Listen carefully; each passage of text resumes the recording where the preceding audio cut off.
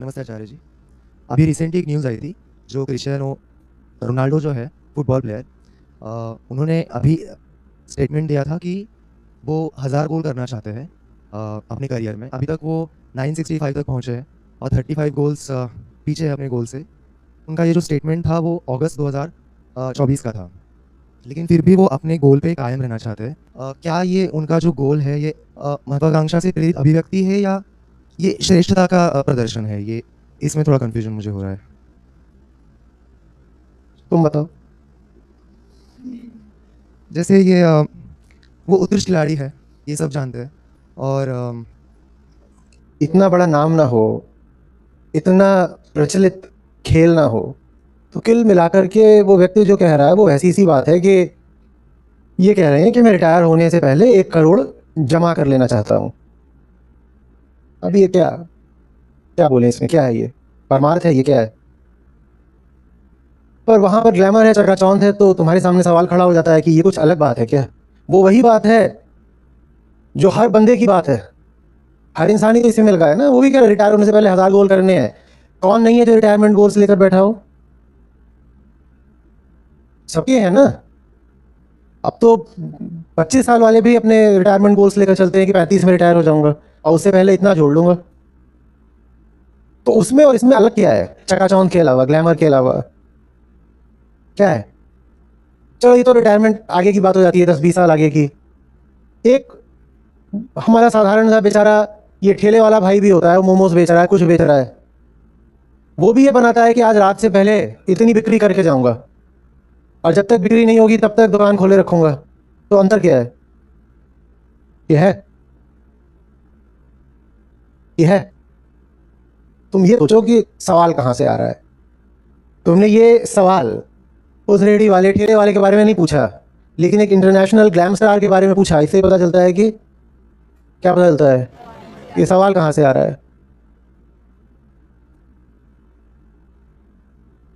तो क्या ये मतलब मेरी भी चाहत है कि अ, जैसे आप बोलते हो कि जो भी आप देख रहे हो वो उसकी ये दूसरी। सवाल अपने आप से पूछ लिया करो ना। मैं तुम्हें भी बोलूँ कि तुम रेडी वाले बन जाओगे और फिर बोलूँ कि तुम रोनाल्डो बन जाओगे, तुम्हारी प्रतिक्रिया अलग अलग होगी कि नहीं होगी? तो बस देख लो तुम्हारी चाहत क्या है। जबकि मानसिक तौर पर वो दोनों एक ही काम कर रहे हैं। मानसिक तौर पर वो दोनों एक ही काम कर रहे हैं, लेकिन आर्थिक और सामाजिक तौर पर दोनों बिल्कुल अलग अलग खड़े हैं। समाज में एक ही प्रतिष्ठा है, एक ही नहीं है, एक के पास खूब पैसा है, एक के पास नहीं है।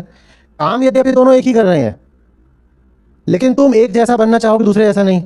काम तो दोनों का एक बराबर था, वो कैंसिल आउट हो गया। इसका मतलब तुम मर किस पर रहे हो? वही जो आर्थिक लाभ है और सामाजिक प्रतिष्ठा है, वही तुम्हारा केंद्र है। वहीं से सवाल आ रहा है।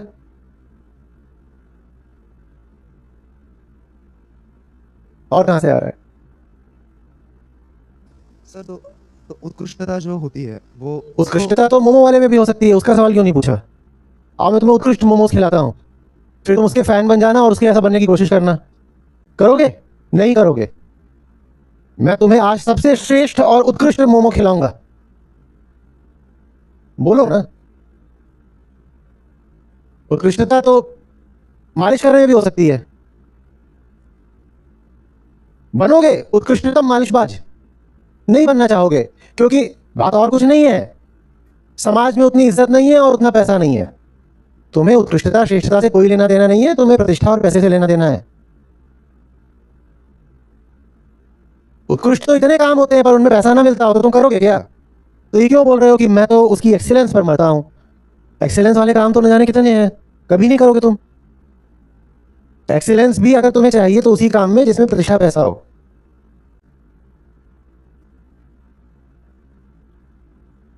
समाज न जाने कितने कामों को नहीं देता है इज्जत।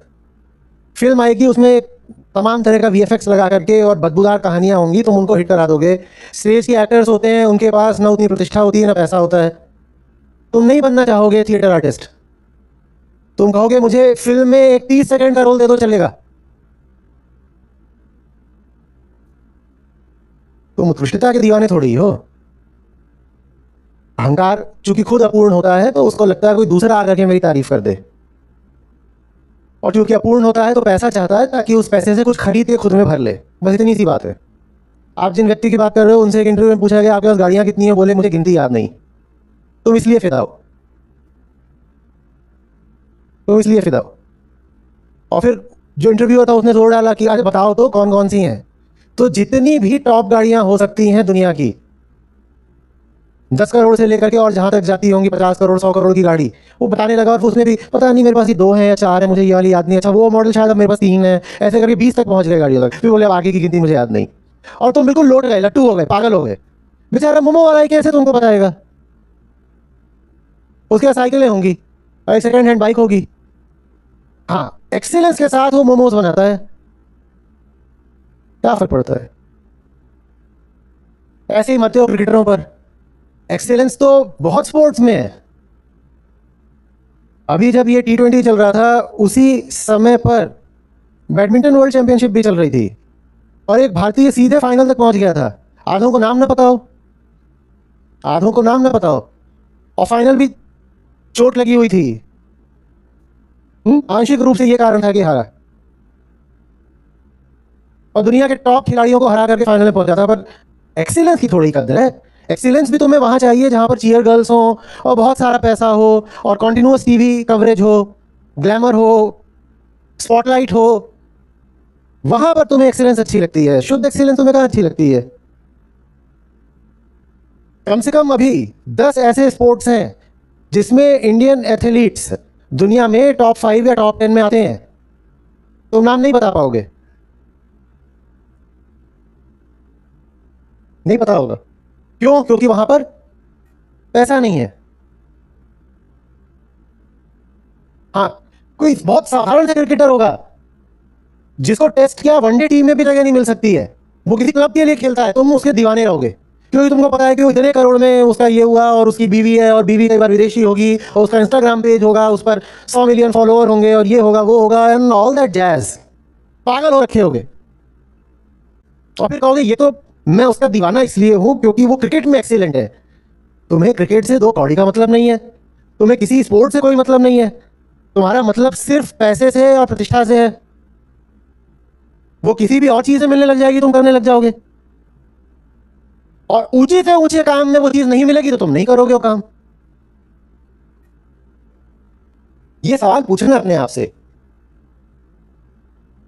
कि तुम उन्हीं एक्सीलेंट लोगों पर क्यों मरते हो जिनके पास खूब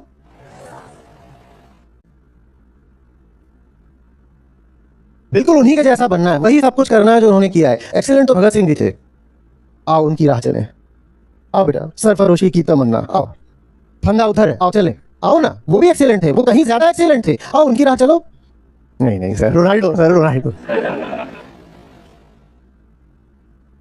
फिर ये एक्सीलेंट प्लेयर्स ही नहीं पता होते, उनसे ज्यादा उनकी बीवियां पता होती हैं। और ये एक्सीलेंट प्लेयर्स भी पूरा ख्याल रखते हैं कि बीवियां हॉट होनी चाहिए। और कई बच्चे होंगे उनके लिए, बहुत सारे बच्चे, जैसे कार्स की गिनती नहीं।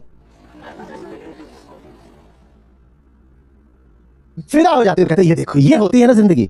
और फिर कोई पूछे तो लाज आती है बताने में कि इसकी बीवियां और इसका पैसा और इसकी शोहरत देके मरे जा रहे हैं, तो बोलेंगे वो तो हम इसकी एक्सीलेंस के दीवाने हैं।